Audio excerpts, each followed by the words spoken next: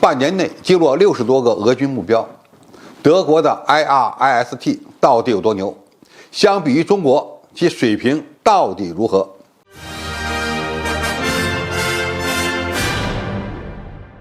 观众朋友，大家好，我是付天少。最近，俄罗斯空天军有4架军用飞机在与乌克兰接壤的俄罗斯布良斯克地区坠毁。虽然原因仍未确认，但是存在着几种可能：其一是被潜入俄罗斯领土的俄军特种部队用肩射式防空导弹击落的；而更大的可能是这些俄军飞机遭到了德国援助给乌克兰的 IRIS-T 防空导弹的伏击。按照乌克兰空军司令部的官方报道，自2022年10月拿到德国制造的 IRIS-T 以来，乌军一个防空旅在5月初就击落了60多个俄罗斯空中目标，几乎是百发百中。据德国国防部透露，基辅将在2023年至少接收3套 IRIS-T 防空系统，还从美国接收了纳斯穆斯系统。IRIS-T 与美国的爱国者3配合，将最大化其有效性。这一切都预示着俄罗斯军队必须面对乌军的防空系统转向北约体制的局面。细心的网友可以观察一下，俄罗斯导弹对乌克兰的突防概率正在大幅度下降，这意味着乌克兰军队的以地制空的战略正在获得成功。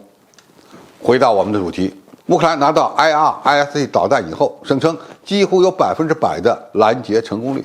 那么它到底是一种什么样的先进武器系统呢？其实毫无神秘之处，只不过是俄罗斯空天军在缺少电弹飞机的情况下很难对付它罢了。IRIS-T 具体来说有以下几个特点：一是 IRIS-T 防空导弹武器系统是从空导弹变身而成的，它是一种配备有红外探测系统和红外制导导弹的中低空防空系统。它具备在雷达静默的状态下猎杀战斗机的能力，这在很大程度上让俄方飞行员没有反应时间。IRIS-T 的英文意思是红外成像跟踪系统，是上世纪末由德国主导、意大利、瑞典、希腊等国参与研发的一款近程红外格斗导弹。研发这款导弹的主要目的是用于替换美国的响尾蛇空导弹。IRIS-T 格斗导弹的重量为88公斤，长3米左右，直径约12厘米，射程13公里，拥有极高的机动性和大离轴发射能力。而 IRIS-T 地空导弹的增程型，其发动机的直径从12.5厘米增加到了15厘米。此外，还增加了可以提高射程的气动头罩以及数据链。该导弹采用预制破片战斗部，拦截距离大约为40公里，最大射高2万米。从它的性能看，已经进入到了中程防空导弹的范畴。德国的 BGC 公司曾经为欧洲的11个北约国家生产了大约3万枚此类导弹，所以在导弹的供应上不存在大的问题。由于其探测系统和导弹的导引方式都是被动模式，这对于自卫干扰设备落后的俄罗斯战斗机而言是致命的。第二， IRIS-T 防空武器系统配备了有源相控阵雷达，可以提供360度覆盖范围，能够与光电传感器相互融合，提高对目标的发现概率。它拥有先进的战斗管理系统，接入了欧美国家的数据链，能够使用友军提供的预警侦察信息。其配备的有源相雷达可以同时跟踪100个目标，探测范围大概在100公里左右，探测高度呢20公里。该系统配备有红外搜索传感器和数字信号处理器，能够区分目标的热源和红外干扰弹，适用于所有的天气条件。第三，它拥有快速反应能力。IRIS-T 的地面导弹发射车最多可以携带8枚导弹。发射系统在进入发射位置展开之后，能够在10分钟内开火。由于具备快速射击能力，可以同时对抗多个目标。可见 IRIS-T 真正厉害的一点就是其信息化、自动化水平较高，而且拥有红外探测设备和红外制导的防空导弹，可以隐蔽搜索敌方目标，并且隐蔽接敌、隐蔽攻击。现在的问题是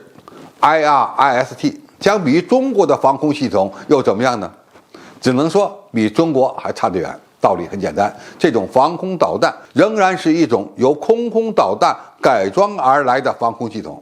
其射程较近，射高较低，整个系统的机动能力呢也比较差，反应时间也相对较慢，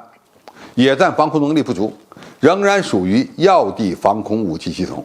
而中国类似的中低空防空武器系统，比如红旗16FE， 其射程高达160公里，是 IRIS-T 的4倍。而红旗17A 才是真正的野战防空系统，它能够以每小时25到30公里的机动速度，在越野行进间发射和制导导弹，最大射程20公里，单发导弹的拦截概率超过90%。另外，中国的霹雳10近距格斗导弹，它的性能也是同类导弹中的翘楚，完全不输于德国的 IRIS-T。如果需要的话，完全可以开发出性能更优秀的红外制导的地空导弹。这一点，我们在多届珠海航展上已经看到了用霹雳10、霹雳12所改装出的地面防空系统。而且呢，由于它们增加了弹径更粗的助推装置，因此射程更远，射高更高，已经有一些第三世界国家采购了。